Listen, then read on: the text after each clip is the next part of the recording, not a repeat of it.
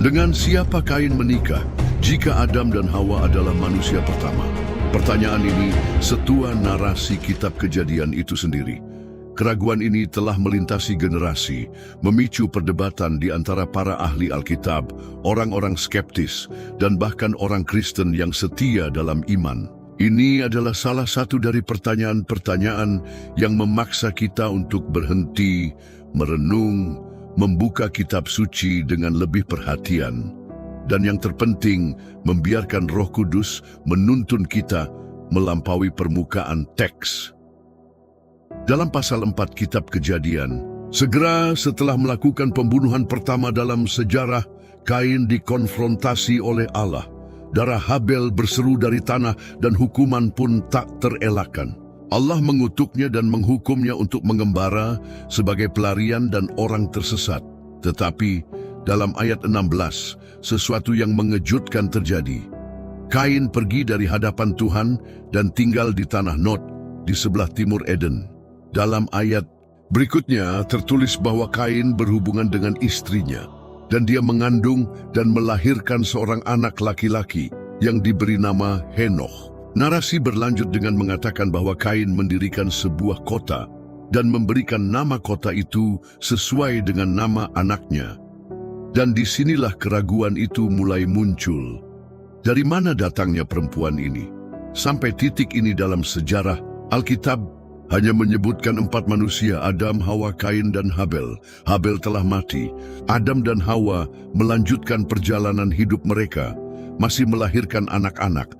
Tetapi kehadiran istri ini yang muncul secara tiba-tiba dan tanpa penjelasan menimbulkan pertanyaan yang sah. Bagaimana mungkin ada seseorang bagi Kain untuk dinikahi jika umat manusia masih berada di masa awal keberadaannya? Pertanyaan ini meskipun tampaknya sederhana, syarat dengan implikasi spiritual dan teologis. Ini telah digunakan oleh para pengkritik Alkitab sebagai dugaan kontradiksi. Banyak yang mengklaim bahwa teks Alkitab bertentangan atau bahwa itu tidak memberikan jawaban yang cukup jelas. Yang lain lebih memilih untuk mengabaikan keraguan ini. Takut terlihat terlalu banyak bertanya terhadap kitab suci. Namun, Alkitab bukanlah buku kebingungan. Firman Tuhan memiliki konsistensi, memiliki koherensi, dan ketika dilihat dengan mata yang benar, mengungkapkan jauh lebih banyak daripada yang tampak dalam pembacaan pertama. Yang mengesankan di sini bukan hanya kemunculan mendadak istri Kain, tetapi fakta bahwa dia tidak hanya menikah, tetapi juga memiliki anak dan mendirikan kota. Artinya, dia tidak hanya melanjutkan garis keturunannya, tetapi juga berpartisipasi aktif dalam pembentukan peradaban manusia pertama. Ini membawa kita pada pertanyaan yang lebih dalam. Bagaimana mungkin seseorang yang diusir dari hadirat Allah membangun kehidupan, warisan, dan sebuah bangsa? Kain, meskipun telah dicap karena kejahatannya, memilih untuk tidak menghilang. Dia menetap, memberi nama, membangun, dan melanjutkan. Tetapi semua itu jauh dari hadirat Tuhan. Ayat 16 dari Kejadian pasal 4 bukan hanya bersifat geografis. Itu tidak hanya memberitahu bahwa Kain pergi ke tempat lain. Itu menyatakan bahwa Kain menjauh dari hadirat yang maha tinggi. Dan itu mengubah sepenuhnya perspektif pembaca. Tanah Nod, tempat Kain pergi, bukan hanya lokasi fisik. Itu menjadi simbol dari keterputusan spiritual. Dan di lingkungan inilah muncul istrinya. Teks Alkitab tidak menjelaskan siapa dia, tetapi kemunculannya pada saat ini bukanlah kebetulan. Dia muncul dalam kisah seorang pria yang melarikan diri dalam dunia yang masih dalam proses pembentukan, dalam latar di mana dosa telah menandai bab-bab awal sejarah manusia. Tepat di titik inilah banyak orang tersesat. Dalam mencari penjelasan logis secara instan, mereka mengabaikan konteks yang lebih luas dari narasi tersebut. Alkitab itu tepat, tetapi tidaklah lengkap secara detail. Itu tidak menceritakan setiap rincian dari sejarah umat manusia, tetapi hanya Apa yang penting untuk mengungkapkan rencana Tuhan? Ketidakhadiran nama, tanggal, atau deskripsi rinci tidak berarti ada kontradiksi. Itu berarti ada fokus. Dan fokus di sini bukan pada siapa istri Kain itu, tetapi lebih pada apa yang diwakili oleh penyatuan ini. Karena pada dasarnya, pertanyaan besar bukan hanya dari mana perempuan itu berasal. Pertanyaan besar adalah, apa yang sedang dibangun di luar hadirat Tuhan? Apa yang lahir dari benih pelarian, dari luka yang belum sembuh, dari rasa bersalah yang belum ditebus? Inilah pertanyaan-pertanyaan yang diusulkan oleh kitab suci secara halus, tetapi penuh kuasa. Dan yang tidak akan dijawab oleh teori-teori manusia, melainkan melalui pemahaman yang lebih dalam tentang apa yang akan datang. Keheningan Alkitab dan kebisingan pertanyaan. Alkitab tidak berbohong, tetapi juga tidak menjelaskan segalanya. Setidaknya tidak seperti yang diinginkan banyak orang. Dan mungkin justru di titik inilah ketegangan terbesar muncul antara iman dan pertanyaan manusia. Ketika Kain muncul sudah menikah, memiliki anak, dan mendirikan kota, teks Alkitab tidak mengatakan apapun tentang siapa istrinya, dari mana asalnya, atau bagaimana penyatuan itu bisa terjadi. Keheningan itu mutlak. Dan bagi banyak orang, keheningan itu terdengar seperti jeritan. Ketidakhadiran rincian ini menimbulkan ketidaknyamanan. Selama berabad-abad, titik spesifik dari teks Kejadian ini telah menjadi salah satu yang paling sering dibahas oleh mereka yang mencari celah dalam kitab suci. Teolog liberal, ahli kritik, dan bahkan suara-suara skeptis di luar iman Kristen telah menunjuk bagian ini sebagai kesalahan naratif atau kekosongan sejarah. Tetapi, apakah kenyataan bahwa Alkitab tidak menyebut nama istri Kain benar-benar merusak otoritasnya? Atau mungkinkah kelalaian ini memiliki tujuan yang jauh lebih besar daripada yang terlihat? Untuk memahami apa yang ada di balik keheningan ini, perlu dipahami cara Alkitab ditulis. Berbeda dengan catatan sejarah modern, kitab suci tidak disusun untuk memuaskan rasa ingin tahu kita, tetapi untuk mengungkapkan rencana ilahi. Fokus narasi bukanlah untuk mengisi semua ruang dengan nama dan data, tetapi untuk menggambar garis tujuan penebusan yang mengarah dari kejatuhan manusia hingga penebusan akhir. Keheningan Alkitab oleh karena itu bukanlah kelalaian, itu adalah seleksi. Ketika Tuhan memutuskan untuk menceritakan kisah umat manusia melalui para nabi dan hambanya, Dia memilih apa yang harus diungkapkan. Ketidakhadiran asal-usul istri Kain tidak menunjuk pada kegagalan. Itu menunjuk pada undangan. Undangan untuk menyelam lebih dalam, untuk mencari bukan hanya huruf, tetapi roh dari firman. Dalam Amsal pasal 25 ayat 2 tertulis, kemuliaan Allah ialah merahasiakan sesuatu, tetapi kemuliaan raja-raja ialah menyelidiki sesuatu. Ada sesuatu yang perlu dicari, dipelajari, dibedakan. Dan itu membutuhkan lebih dari sekadar pembacaan cepat. Itu membutuhkan rasa lapar akan kebenaran. Di sisi lain, keheningan Alkitab juga mengungkapkan banyak tentang hati manusia. Banyak orang menginginkan jawaban yang lengkap, instan, dan mutlak. Tetapi Tuhan tidak selalu bekerja seperti itu. Dia meninggalkan wahyu yang progresif. Yesus misalnya memilih untuk mengajar melalui perumpamaan, bukan untuk mempermudah, tetapi untuk menyaring. Hanya mereka yang memiliki telinga untuk mendengar yang akan mengerti. Demikian juga, kitab suci bukanlah buku data, melainkan peta spiritual, di mana setiap detail ada untuk mengarahkan pada kebenaran dan bukan hanya pada informasi. Keheningan ini yang begitu mengganggu mengungkapkan masalah yang lebih dalam, upaya manusia yang terus-menerus untuk menundukkan wahyu ilahi pada logika terbatas akal manusia. Tetapi iman sejati tidak menuntut bukti matematis. Itu dibangun di atas kepercayaan bahwa Tuhan tidak pernah gagal, bahkan ketika Dia tidak mengungkapkan segalanya. Ibrani pasal 11 ayat 1 mengatakan bahwa iman adalah keyakinan akan apa yang kita harapkan dan kepastian akan apa yang tidak kita lihat. Tidak semua hal harus dilihat atau dipahami untuk menjadi benar. Meskipun demikian, bertanya tetaplah sah. Keraguan ketika lahir dari keinginan tulus untuk memahami bukanlah dosa. Yesus sendiri menjawab pertanyaan-pertanyaan sulit dengan kesabaran dan tidak pernah mengutuk siapapun yang mendekat dengan hati yang remuk. Masalahnya terletak pada motivasi. Ada yang bertanya untuk membangun iman dan ada yang bertanya untuk menghancurkannya. Keheningan Alkitab mengenai istri Kain menguji hal ini. Apakah Anda sedang mencari untuk membangun atau untuk merobohkan? Di titik inilah hikmat Alkitab mulai bersinar. Kitab suci tidak terburu-buru menceritakan segalanya karena tidak terburu-buru. Ia tahu kemana ia menuntun pembacanya.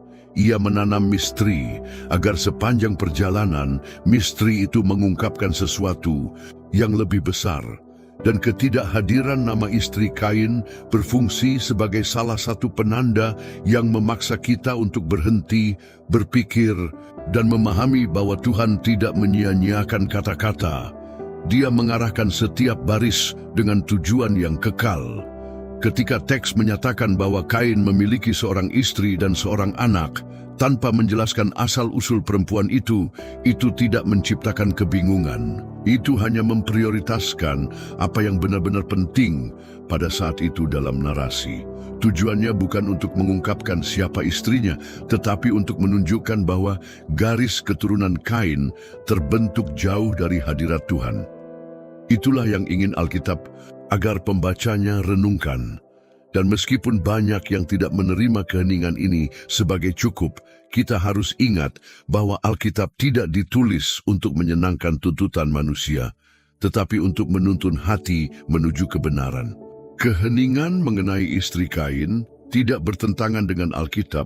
Itu justru memperkuat kenyataan bahwa tidak semuanya ada di permukaan.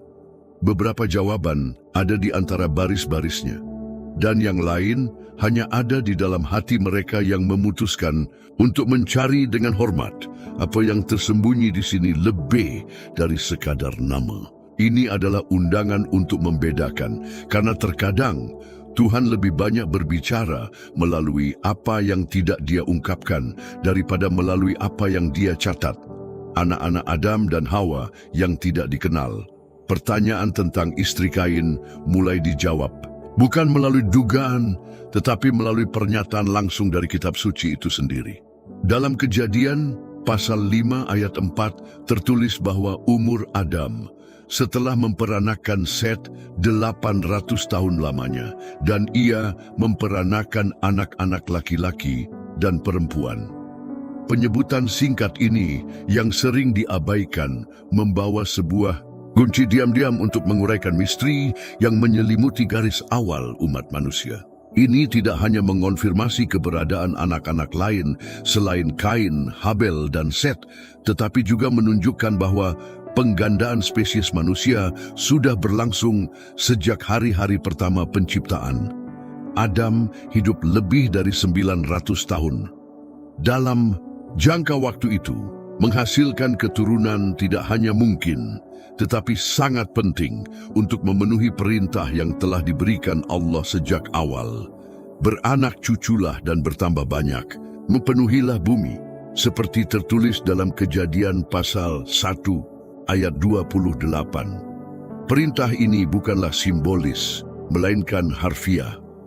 Allah telah menciptakan sepasang manusia dan perluasan umat manusia tergantung langsung pada persatuan dan keturunan mereka. Misi itu jelas, kehidupan harus menyebar dari mereka. Dalam konteks inilah sosok istri Kain menemukan tempatnya. Tidak disebutkannya namanya tidak membatalkan asal-usulnya. Jika Adam dan Hawa memiliki anak laki-laki dan perempuan, maka masuk akal. Dan secara alkitabiah mungkin untuk menyatakan bahwa perempuan yang bersatu dengan Kain adalah salah satu saudarinya atau keponakannya anak dari salah satu saudara laki-laki yang lebih tua. Penjelasan ini tidak memerlukan manipulasi teks atau penafsiran yang dipaksakan. Ini hanya menerima apa yang tertulis, meskipun secara singkat, dan mengakui bahwa narasi Alkitabiah bersifat selektif, tetapi tidak bertentangan. Dalam budaya Ibrani kuno, catatan silsilah berfokus pada tokoh-tokoh utama, terutama yang termasuk dalam garis keturunan Mesias. Ini berarti bahwa banyak nama dan kehidupan tidak didokumentasikan, bukan karena tidak penting, tetapi karena tujuan naratif. Tujuannya adalah untuk menjaga garis yang akan mengarah kepada Kristus, bukan untuk mencantumkan semua kelahiran umat manusia. Itulah sebabnya sepanjang Alkitab kita menemukan silsilah panjang yang meskipun demikian tidak lengkap secara kuantitatif. Mereka diarahkan secara rohani. Selain itu, penting untuk diingat bahwa dunia pada waktu itu belum memiliki pembagian moral, budaya, dan hukum seperti yang kita kenal sekarang. Konsep modern tentang keluarga, warisan, pernikahan, dan masyarakat masih dalam proses pembentukan. Yang ada hanyalah dasar penciptaan, dengan prinsip kesuburan yang diperintahkan oleh Allah dan kebutuhan praktis untuk berkembang biak. Dengan demikian, pernikahan antar kerabat dekat pada tahap awal sejarah manusia ini adalah hal yang tak terhindarkan dan diizinkan oleh keheningan Allah yang tidak melarang sesuatu yang saat itu sangat penting bagi kelangsungan hidup. Istri Kain, oleh karena itu, bukanlah sebuah teka-teki yang tak terpecahkan. Dia mewakili awal dari sebuah garis keturunan, kelanjutan dari umat manusia yang masih dalam proses pembentukan. Dan kemunculannya yang tiba-tiba dalam teks Alkitab bukanlah sebuah kesalahan, melainkan sebuah transisi. Firman Tuhan melanjutkan perjalanannya dengan fokus dan tidak berhenti pada rincian yang pada saat itu dalam sejarah tidak mengubah tujuan dari wahyu. Adalah menarik untuk dicatat bahwa pertanyaan seperti ini, dengan siapa Kain menikah, hanya menimbulkan kebingungan ketika kita lupa bahwa teks Alkitab, meskipun ringkas, sangat terhubung dengan realitas penciptaan. Allah tidak hanya menciptakan laki-laki dan perempuan, Dia memberkati mereka dengan kesuburan, kesehatan, dan waktu. Adam dan Hawa hidup selama berabad-abad. Kain sendiri, meskipun diusir, memiliki waktu, struktur, dan ruang untuk membentuk sebuah keluarga, memiliki anak, dan mendirikan sebuah kota. Ini hanya mungkin terjadi karena sudah ada orang lain di sekitarnya. Keturunan dari darah yang sama, yang lahir selama tahun-tahun panjang kehidupan orang tua pertama umat manusia. Perkembangbiakan awal umat manusia ini, meskipun kurang dirinci dalam kitab suci, adalah konsekuensi yang tak terhindarkan dari rencana ilahi itu sendiri. Dan dengan memahami hal ini, kita menyadari bahwa fokus Alkitab tidak pernah hanya untuk menceritakan kisah linear tentang peristiwa-peristiwa, tetapi untuk mengungkapkan dasar-dasar spiritual tempat segala sesuatu dibangun. Yang penting bukanlah jumlah anak Adam, tetapi apa yang diwakilinya, penyebaran citra Allah. Bahkan dalam dunia yang mulai merasakan dampak dari dosa, istri Kain membawa dalam keheningan citra yang sama ini. Dia bukan hanya sosok misterius dalam teks, dia adalah bukti bahwa Allah mengizinkan kehidupan untuk terus berlanjut bahkan di tengah rasa sakit akibat kejatuhan. Narasi tidak menyebutkan namanya, tetapi mengakuinya. Dan dengan melakukan itu, menegaskan bahwa Kain tidak hidup dalam isolasi, tetapi berada dalam konteks keluarga yang luas, meskipun ditandai oleh pemisahan dari Allah, Alkitab. Oleh karena itu, tidak hanya mengundang kita untuk mencari nama-nama, tetapi untuk memahami simbol, dinamika, dan tujuan. Istri Kain bukan hanya seorang perempuan tanpa nama. Dia adalah cerminan dari kelanjutan penciptaan, dari kesuburan yang diberikan oleh Allah, dan dari kompleksitas umat manusia yang berkembang meskipun membawa tanda dosa.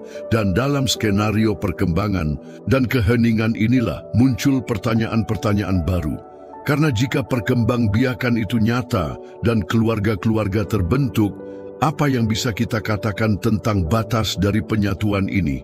Sampai sejauh mana awal dari umat manusia membenarkan sesuatu yang saat ini secara moral tak terpikirkan? Inilah yang mulai diungkap dalam halaman berikutnya dari sejarah awal mula umat manusia.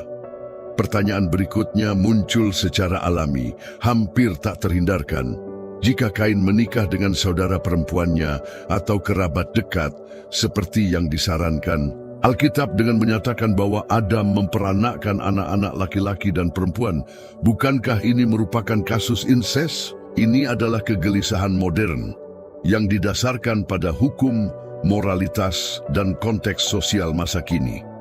Namun, untuk memahami apa yang sebenarnya terjadi pada awal penciptaan, kita perlu melepaskan pandangan dari zaman kita dan menyelami latar aslinya, di mana segalanya masih murni, baru terbentuk, dan sama sekali tidak tersentuh oleh degenerasi yang kini kita anggap normal. Pada awalnya, genetika manusia belum membawa jejak kerusakan yang akan terakumulasi sepanjang abad-abad. Adam dan Hawa diciptakan langsung oleh Allah, dibentuk oleh tangannya dan dihidupkan oleh nafas roh. Tidak ada mutasi, tidak ada ketidaksempurnaan, tidak ada cacat pada tubuh mereka. Mereka adalah ekspresi tertinggi dari ciptaan fisik, sempurna dalam susunan, seimbang dalam sifat, pembawa citra dan rupa Sang Pencipta. Dalam Kejadian pasal 1 ayat 27 tertulis, "Maka Allah menciptakan manusia itu menurut gambarnya, menurut gambar Allah diciptakannya dia. Laki-laki dan perempuan diciptakannya mereka." Kemurnian genetik ini memiliki implikasi praktis. Pada masa-masa awal umat manusia, pernikahan antara saudara kandung atau kerabat dekat tidak menimbulkan risiko seperti yang kita kenal sekarang. Tidak ada akumulasi mutasi genetik, tidak ada warisan cacat yang dapat mengancam kesehatan keturunan. Itu adalah kebutuhan logis dan, yang terpenting, izin ilahi yang kontekstual. Perintah untuk berkembang biak diberikan ketika satu-satunya kemungkinan untuk melakukannya adalah di antara keturunan langsung Adam dan Hawa. Allah tidak hanya mengetahui hal ini, Dia sendiri yang menetapkan jalan tersebut. Masalah moral juga perlu dianalisis dalam konteks ini. Dosa tidak hanya terdapat dalam tindakan itu sendiri, tetapi dalam pelanggaran terhadap kehendak Allah. Dan pada saat itu dalam sejarah, Allah belum melarang jenis penyatuan ini. Sebaliknya, kelangsungan spesies manusia justru bergantung pada hal itu. Hukum hanya diberikan berabad-abad kemudian pada zaman Musa.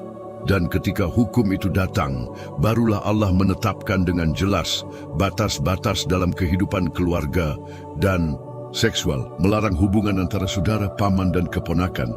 Dalam Imamat pasal 18 ayat 6-12, petunjuk-petunjuk ini diberikan secara rinci, mencerminkan realitas sosial dan genetik yang baru.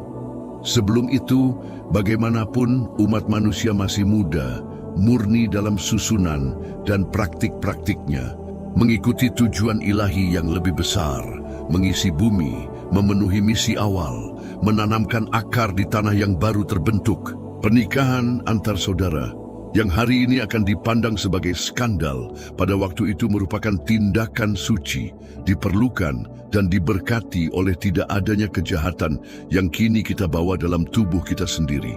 Tidak ada penyimpangan, ada tujuan. Menarik untuk dicatat bahwa bahkan setelah kejatuhan, manusia pertama masih membawa banyak kekuatan asli. Umur panjang yang dicatat dalam pasal-pasal awal Kejadian menunjukkan kekuatan ini. Adam hidup lebih dari 900 tahun. Metusalah, keturunannya hidup sampai 969 tahun. Umur panjang ini bukan sekadar puitis. Itu adalah cerminan dari tubuh yang masih tahan terhadap beban dosa yang menumpuk. Semakin jauh waktu berjalan, semakin dosa merusak, dan semakin Allah mengurangi umur manusia, seperti yang kita lihat dalam Kejadian pasal 6 ayat 3. Berfirmanlah Tuhan, Rohku tidak akan selama-lamanya tinggal di dalam manusia, karena manusia itu adalah daging, tetapi umurnya akan 120 tahun saja. Penurunan progresif ini juga memengaruhi genetika. Apa yang murni menjadi cacat, apa yang kuat menjadi rapuh, dan dengan itu penyatuan darah yang sebelumnya diperlukan menjadi berbahaya dan kemudian dilarang. Transisi ini tidaklah mendadak, itu disertai oleh intervensi progresif Allah dalam sejarah umat manusia. Kekudusan Allah tidak pernah berubah, tetapi cara Dia menyatakan dirinya bertumbuh seiring waktu, sampai Kristus datang untuk mengungkapkan kepenuhan kebenaran. Oleh karena itu, mengatakan bahwa pernikahan Kain dengan saudara perempuan atau keponakannya adalah incest dalam pengertian saat ini, adalah memaksakan standar yang baru ditetapkan kemudian kepada masa lalu. Pada saat itu, penyatuan seperti itu adalah satu-satunya cara yang memungkinkan untuk menaati perintah ilahi untuk berkembang biak. Dan lebih dari itu adalah penyatuan tanpa rasa bersalah, tanpa pelanggaran, tanpa penghukuman. Karena tidak ada hukum, dan di mana tidak ada hukum, seperti yang diajarkan dalam Roma pasal 4 ayat 15, di situ tidak ada pelanggaran. Dengan memahami hal ini, kita dibawa untuk melihat Alkitab dengan kedewasaan rohani yang lebih besar. Kita tidak sedang berhadapan dengan buku yang tunduk pada standar kita. Kita berhadapan dengan wahyu progresif yang menghormati waktu dan kebutuhan setiap generasi.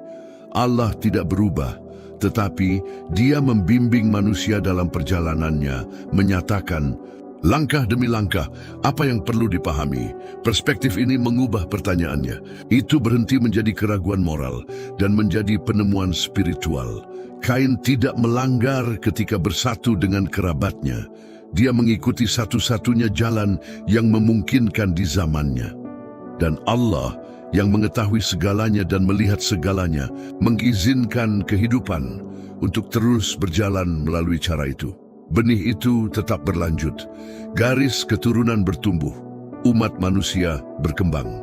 Dan semua itu hanya mungkin terjadi karena pada hari-hari pertama, apa yang hari ini akan dikutuk dulu adalah suatu keharusan. Namun seiring umat manusia berkembang, Kain mengambil arah yang berbeda. Pendirian kotanya sendiri mulai mengungkapkan jenis keterasingan baru. Bukan hanya dari hadirat Allah, tetapi juga dari persekutuan dengan prinsip-prinsip yang telah ditetapkan di Eden. Apa yang akan terjadi selanjutnya bukan sekadar perkembangbiakan. Itu adalah upaya yang disengaja untuk menciptakan sesuatu yang baru, jauh dari kekudusan yang pernah mendiami taman. Kota Nod, apakah ada bangsa tersembunyi?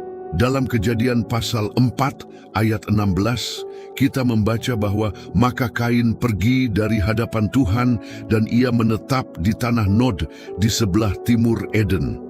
Di bagian inilah muncul salah satu pertanyaan paling menarik dan pada saat yang sama sering disalahpahami oleh banyak orang. Apakah tanah Nod sudah dihuni? Apakah ada di sana bangsa tersembunyi, peradaban paralel yang tidak disebutkan dalam kitab suci? Jika Kain membangun sebuah kota, dengan siapa ia mengisinya? Keraguan ini tampak sah pada pandangan pertama, tetapi menghilang ketika kita melihat lebih dekat pada teksnya, bahasanya, dan konteks spiritual yang menyertainya. Kata Nod dalam bahasa Ibrani asli tidak mengandung arti tempat yang dihuni atau terstruktur.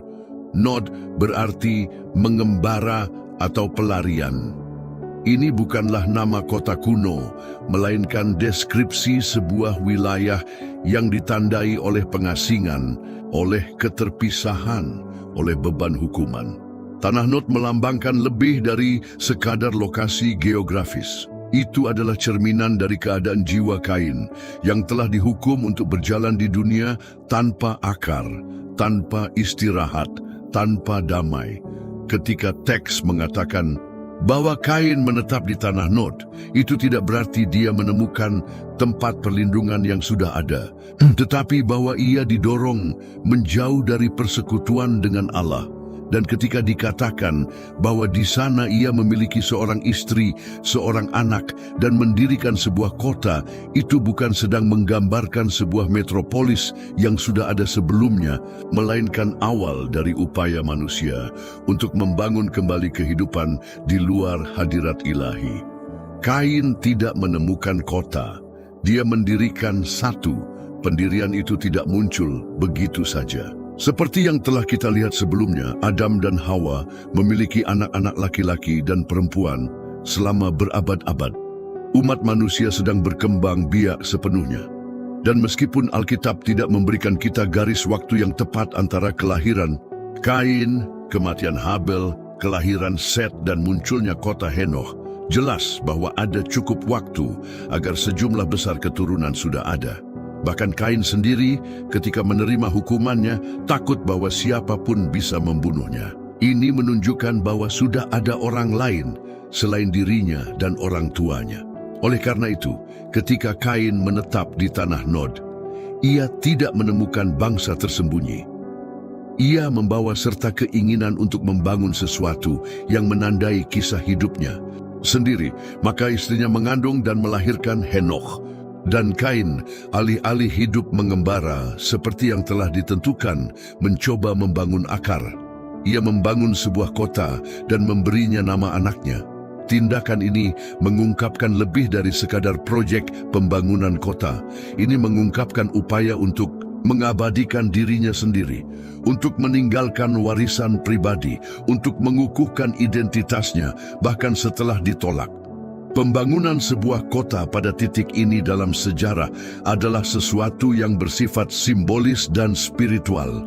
Ini bukan hanya tentang kumpulan rumah, tetapi tentang pernyataan kemandirian. Ini adalah manusia yang berusaha membuktikan bahwa bahkan jauh dari Allah, ia dapat membangun, tumbuh, berkembang. Tetapi yang lahir di Nod bukan hanya sebuah kota. Itu adalah embrio dari sebuah peradaban yang dibangun tanpa Allah. Sebuah masyarakat yang mengorganisir diri, berkembang biak, berakar, tetapi tanpa hadirat Tuhan. Inilah poin sejati yang diajak oleh teks untuk kita lihat. Kota Kain bukanlah misteri geografis, melainkan alegori yang kuat tentang hati manusia. Sementara Eden adalah tempat persekutuan, ketertiban ilahi, dan keintiman dengan Sang Pencipta, Nod menjadi kebalikannya. Ruang di mana manusia membangun tanpa arahan surgawi, di mana ia mendirikan struktur tanpa dasar kekal, di mana ia mencoba mengisi kekosongan jarak spiritualnya dengan pencapaian. Kain, ketika memberi nama kota itu sesuai dengan anaknya, mencoba menciptakan narasi baru. Seolah-olah ia berkata, "Aku bisa memulai kembali. Aku bisa membangun sesuatu atas namaku. Aku tidak perlu kembali." Tetapi tanda itu masih ada padanya. Darah Habel masih berseru, dan jarak dari Eden masih memberatkan bahunya. Ia jauh dari hadapan Tuhan, dan tidak ada kota yang dapat memulihkan apa yang telah hancur di altar nuraninya. Tidak ada bangsa tersembunyi di Nod. Yang ada hanyalah seorang pria yang hancur, mencoba membangun kembali dengan tangannya sendiri. Dan di sanalah lahir bukan hanya sebuah kota, tetapi tanda pertama bahwa manusia tanpa Allah dapat membangun kerajaan, tetapi tidak akan pernah menemukan ketenangan bagi jiwanya. Pengasingan itu bukan hanya fisik, itu spiritual. Dan pendirian Henoch adalah upaya untuk menanam akar di tanah yang sudah ditandai oleh keterpisahan dari hadirat ilahi. Sementara generasi berkembang dan kota mengambil bentuk, sesuatu yang lebih dalam mulai menyebar. Sebuah jenis peradaban yang berbeda muncul dengan budaya, dengan struktur, dengan kemajuan, tetapi tanpa altar. Dan ini membuka ruang bagi kenyataan baru, di mana keterpisahan dari Allah tidak lagi menjadi pengecualian dan mulai menjadi suatu aturan dan pelajaran rohani yang tersembunyi dalam kisah ini. Sebelum kita melanjutkan, jika konten ini telah memberkati hidup Anda, silakan sukai, beri komentar dan bagikan. Berlanggananlah ke kanal ini, dan jika Anda ingin memberkati kanal ini, klik tombol terima kasih dan tinggalkan persembahan dalam jumlah berapapun atau jadilah anggota, agar kami dapat terus berinvestasi dalam riset dan peningkatan untuk memberkati hidup Anda lebih lagi. Melanjutkan kisah Kain hingga titik ini tampaknya mengikuti arah pembangunan kembali. Ia jauh dari hadirat Allah, tetapi mendirikan sebuah kota. Ia memiliki seorang anak, memberinya nama, meninggalkan warisan. Tampaknya ada kesinambungan. Namun, di balik rangkaian peristiwa yang terlihat ini, ada satu hal yang hilang dan bergema dalam keheningan. Pertobatan tidak pernah muncul. Tidak ada satu ayat pun yang menunjukkan Kain hancur hati, mencari pemulihan, menangis di hadapan Tuhan, memohon pengampunan.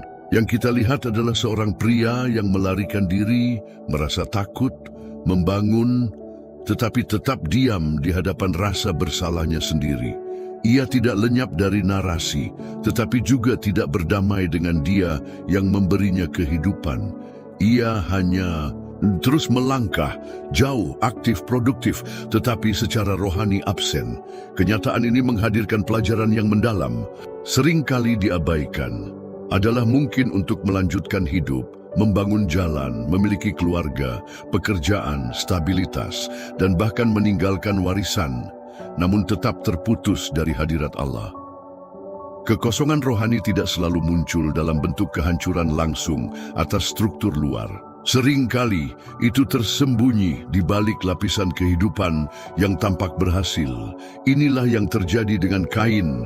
Nama anaknya, Henokh, membawa arti permulaan, pengabdian. Simbolis bahwa Kain mendedikasikan kota pertamanya kepada anaknya.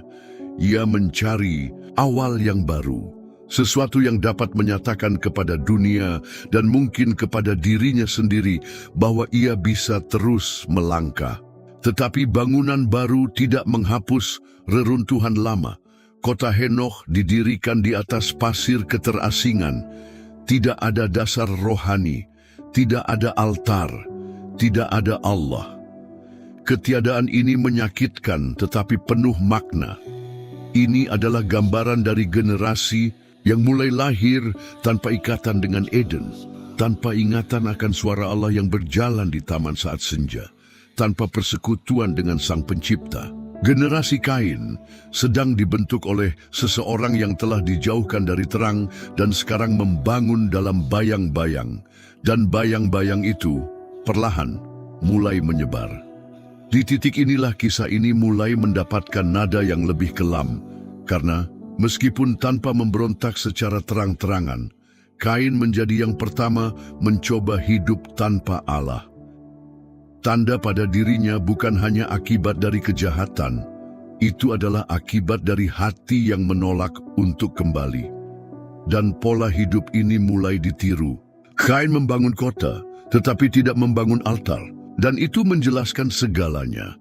Berapa banyak orang hari ini melakukan hal yang sama, membangun struktur, menikah, memiliki anak, mencapai keberhasilan, tetapi tidak kembali ke hadirat Allah. Contoh dari Kain mengajarkan kepada kita bahwa keterasingan dari Allah tidak selalu tampak seperti kehancuran. Kadang-kadang itu tampak seperti kemajuan, seperti ekspansi, seperti keberhasilan, tetapi di dalam semuanya kering, semuanya mati. Karena kehidupan yang sejati hanya dapat tumbuh di tempat di mana ada pemulihan. Dan ini membawa kita pada perenungan yang lebih dalam, mana yang lebih buruk, jatuh dan bertobat, atau tetap berdiri dan membangun seluruh kota tanpa pertobatan. Kain memilih jalan kedua. Ia melanjutkan hidup, tetapi tidak kembali ke titik di mana segalanya telah rusak. Dan karena itu, semua yang ia bangun secara tak terelakkan ditandai oleh ketidakterhubungannya dengan Allah. Penting untuk diingat bahwa meskipun dosanya berat, Kain masih bisa menemukan pengampunan. Allah yang menghadapi dosa juga menawarkan perlindungan. Dia menaruh tanda pada Kain agar tidak ada orang yang membunuhnya. Tanda itu lebih dari sekadar penghakiman. Itu adalah kesempatan, sebuah jendela pertobatan.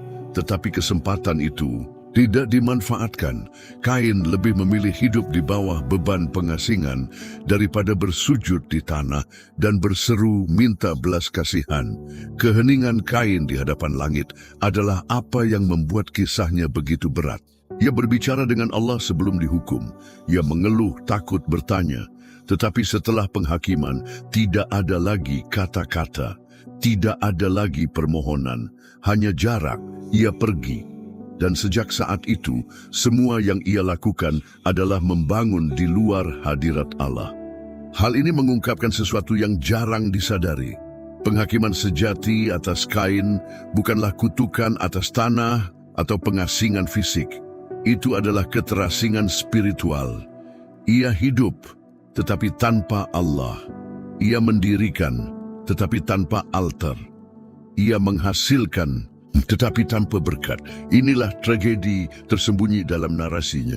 Dan inilah yang terus diulang banyak orang hari ini. Kehidupan utuh yang dijalani jauh dari hadirat Allah, disamarkan oleh struktur manusia, diam terhadap pertobatan, aktif tetapi kosong. Keheningan rohani Kain masih bergema hingga hari ini. Ia tidak mengakhiri kisahnya dengan seruan, hanya dengan pembangunan sebuah kota. Dan ketika kita melihat keturunannya, kita mulai memahami jenis peradaban yang muncul ketika fondasi dibangun jauh dari Tuhan. Tidak ada doa, tidak ada pertobatan, tidak ada pemulihan. Hanya perkembangan tanpa pengudusan, dan dalam garis inilah, buah dari keturunan ini akan mulai terlihat, karena apa yang dibangun tanpa Allah, cepat atau lambat, akan menghasilkan konsekuensi yang menandai bukan hanya seorang manusia, tetapi seluruh generasi. Garis keturunan kaum Kain dan awal mula kerusakan, manusia.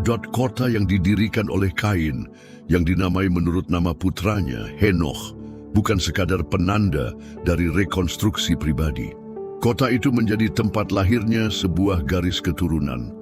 Sebuah generasi lahir dari struktur itu, sebuah peradaban utuh berkembang dari inti tersebut.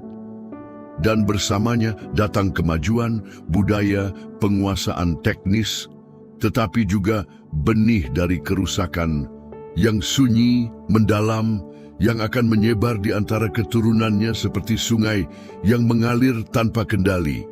Kejadian pasal 4 melanjutkan dengan memperkenalkan anak-anak Kain. Pertama, Henokh, lalu Irad, Mehuyael, Metusael, dan akhirnya Lamek. Masing-masing nama ini mewakili kemajuan generasi dan munculnya dinamika sosial yang baru. Seiring waktu, yang mulai terbentuk adalah sebuah masyarakat dengan identitasnya sendiri, ditandai oleh produksi, seni, metalurgi, dan pada saat yang sama, oleh ciri-ciri yang menunjukkan keterpisahan yang makin besar dari hadirat Allah. Di antara keturunan Kain, kita melihat munculnya Yabal, bapak semua orang yang tinggal di kemah dan memelihara ternak. Yubal, bapak semua orang yang memainkan kecapi dan seruling. Dan Tubal-Kain, ahli segala pekerja tembaga dan besi. Mereka adalah tokoh penting, masing-masing mewakili kemajuan umat manusia dalam bidang peternakan, musik, dan teknologi. Mereka bukan manusia primitif. Mereka kreatif, cerdas, aktif secara budaya. Peradaban yang lahir di luar Eden berkembang pesat, menunjukkan bahwa manusia, meski jauh dari Allah, tetap memiliki karunia untuk mencipta, membangun, dan mengubah dunia di sekitarnya. Tetapi di balik pertumbuhan teknis ini, kenyataan lain mulai terbentuk. Peradaban kaum Kain berkembang dalam ekspresi, tetapi merosot dalam esensi. Ketiadaan altar, kurangnya pertobatan, dan jarak spiritual yang dimulai dari Kain kini tercermin dalam perilaku keturunannya. Generasi yang lahir di Nod membawa sinar kecerdasan, tetapi juga bayangan pemberontakan. Potret paling mencolok dari kemerosotan ini muncul dalam sosok Lamekh. Ia adalah pria pertama dalam Alkitab yang mempraktikkan poligami. Sementara rencana Allah adalah kesatuan antara seorang pria dan seorang wanita, seperti yang dijelaskan dalam Kejadian pasal 2, ayat 24. Lamekh memilih untuk memiliki Dua istri, Ada dan Zila. Pelanggaran terhadap model ilahi ini menandai awal dari dekonstruksi struktur keluarga asli, dan itu tidak terjadi secara kebetulan. Itu terjadi tepat di dalam garis keturunan Kain, di luar hadirat Allah, tetapi tidak berhenti di situ. Lamekh juga merupakan orang pertama yang berbicara dengan bangga tentang pembunuhan. Dalam Kejadian pasal 4, ayat 23 dan 24, dia berkata kepada istrinya bahwa dia telah membunuh seorang pria karena melukainya dan seorang pemuda karena memukulnya. Dan kemudian dia menyatakan bahwa jika Kain dibalaskan 7 kali, maka dia akan dibalaskan 70 kali 7. Kata-kata ini mengungkapkan semangat kekerasan, kesombongan, dan impunitas.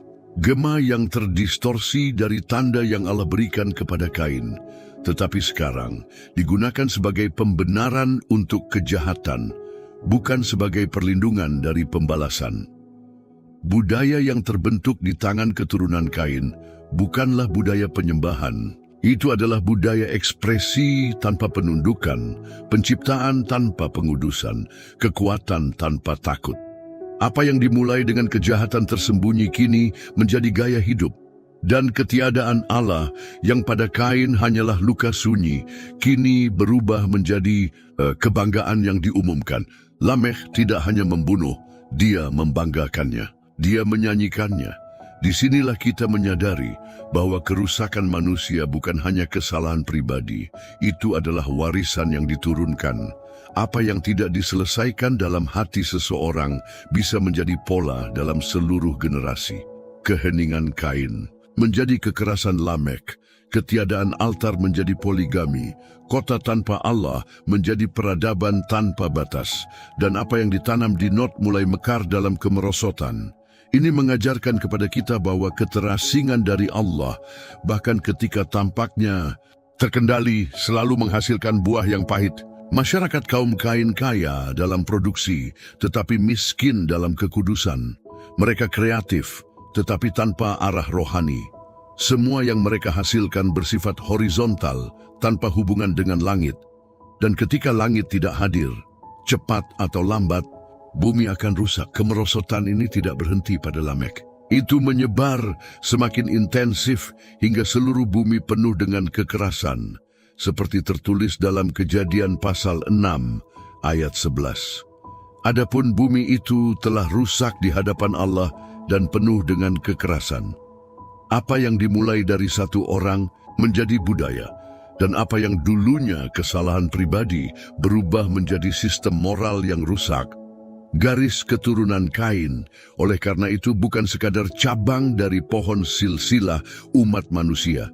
Ia adalah potret tentang bagaimana manusia dapat berkembang secara lahiriah dan membusuk secara batiniah. Ia menunjukkan bahwa seseorang bisa membangun tanpa membangun, mencipta tanpa menyembah, bertumbuh tanpa menjadi dewasa. Dan harga dari itu semua pasti akan datang. Bukan karena Allah kejam, tetapi karena ketiadaannya selalu membawa pada kekacauan.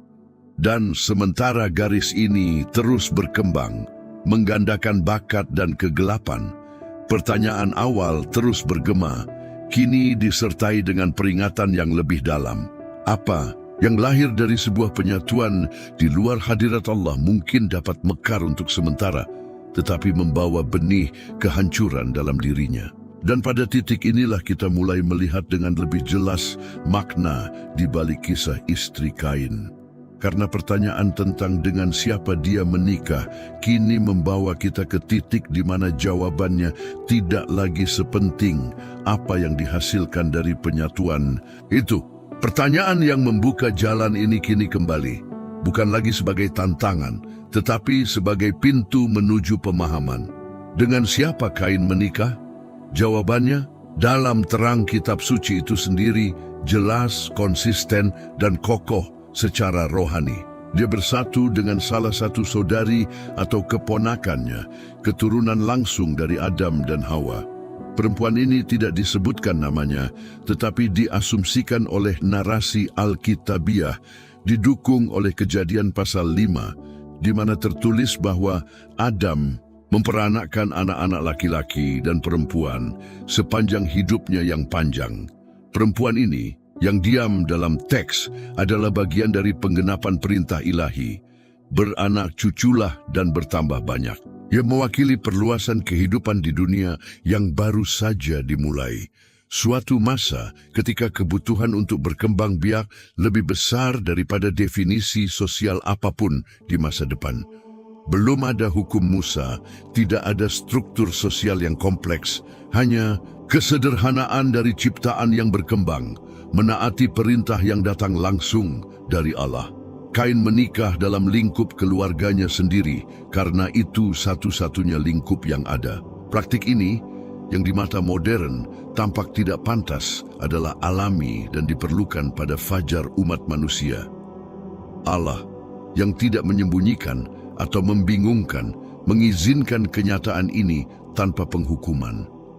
Larangan tentang penyatuan antar kerabat baru muncul jauh kemudian ketika kelemahan genetik menjadi kenyataan dan konteks rohani menuntut batas-batas baru untuk melindungi kemurnian dan kesehatan umat manusia. Dalam imamat, norma itu muncul, tetapi pada zaman Kain itu belum ada istri. Kain oleh karena itu bukanlah teka-teki yang harus ditakuti, tetapi sebuah mata rantai yang meneguhkan kelanjutan hidup. Dia muncul sebagai sosok anonim karena fokus dari teks bukanlah padanya atau pada pernikahannya, tetapi pada konsekuensi dari kehidupan yang dibangun di luar hadirat Allah. Masalahnya tidak pernah tentang dengan siapa Kain menikah, tetapi apa yang dihasilkan dari penyatuan itu. Dan ketika hidup berlanjut tanpa altar, segala sesuatu yang dibangun pasti akan runtuh, bukan karena balas dendam, tetapi karena konsekuensi, karena di mana tidak ada hadirat Allah, tidak ada struktur yang akan bertahan. Dalam keheningan itulah, di mana nama perempuan itu tidak disebutkan, tetapi ketiadaan Allah terasa. Alkitab mengajak kita untuk merenung. Bukan tentang silsilah yang terlupakan, tetapi tentang arah kekal, karena pertanyaan yang tersisa di akhir segalanya bukan lagi dengan siapa Kain menikah, tetapi apa yang sedang kita bangun dan apakah Allah masih tinggal di pusat dari apa yang kita sebut sebagai kehidupan. Kain melanjutkan jalannya, ia mendirikan sebuah kota, memiliki anak-anak, meninggalkan sebuah garis keturunan. Tetapi meskipun membangun semua itu, ia tetap jauh dari tempat di mana semuanya bermula, dari hadirat Allah. Kisahnya tidak berakhir dengan kehancuran, tetapi juga tidak berakhir dengan pemulihan. Dan mungkin justru dalam keheningan akhir, inilah terdapat undangan yang melintasi generasi. Karena kekosongan terbesar dalam narasi Kain bukanlah ketidakhadiran nama istrinya. Itu adalah ketidakhadiran pertobatan. Ia melangkah tetapi tidak kembali. Ia membangun tetapi tidak memulihkan. Ia berkembang biak tetapi tidak hancur di hadapan Sang Pencipta. Dan berapa banyak orang hari ini hidup dengan cara yang sama. Membangun rumah mereka, membesarkan anak-anak mereka, merencanakan masa depan, tetapi tanpa altar, tanpa hadirat, tanpa persekutuan dengan Dia yang memberi makna pada keberadaan. Yang paling mengesankan dalam kisah Kain bukanlah apa yang dia lakukan, tetapi apa yang tidak dia lakukan. Ia tidak pernah kembali, tetapi kita bisa. Karena sementara kisah Kain berakhir dengan keterasingan, kisah kita masih sedang ditulis. Dan ada sebuah pintu yang terbuka, sebuah jembatan yang dibangun antara Eden yang hilang dan rumah yang dipulihkan. Jembatan itu memiliki satu nama, Yesus. Dia adalah Adam yang kedua, anak yang tidak melarikan diri tetapi taat sampai mati di kayu. Salib, dia yang tidak mempersembahkan hasil tanah tetapi darahnya sendiri. Yang tidak membunuh karena iri hati, tetapi mati karena kasih. Dialah yang memanggil kita kembali, bukan ke not, tetapi ke hati Bapa. Hari ini, suara Tuhan masih bergema di ladang. Dia masih bertanya, di manakah engkau? Bukan sebagai hakim yang tidak sabar, tetapi sebagai Bapa yang merindukan pertemuan kembali. Dan jika Anda selama pesan ini merasa bahwa kisah hidup Anda telah dibangun seperti kisah Kain, jauh, produktif, tetapi tanpa persekutuan, masih ada waktu untuk kembali. Hari ini, jika Anda ingin berdamai kembali dengan Juru Selamat kita, Yesus Kristus, karena telah menjauh dari jalan-jalannya, atau jika Anda ingin memulai perjalanan baru menuju keselamatan kekal, tuliskan di bawah ini: Aku menerimamu, Tuhan Yesus, sebagai Tuhanku yang satu-satunya dan Juru Selamat yang cukup. Adalah sisuku, dan jika Anda sudah menyerahkan hidup Anda kepadanya, tuliskan amin, agar pesan ini menjangkau lebih banyak hati dan dapat dibagikan kepada mereka yang paling membutuhkannya. Kiranya kisah yang Anda tulis mulai sekarang tidak ditandai oleh pengasingan, tetapi oleh kepulangan. Bukan oleh keheningan, tetapi oleh penyerahan. Bukan oleh bangunan manusia, tetapi oleh kehidupan di atas altar. Sampai jumpa.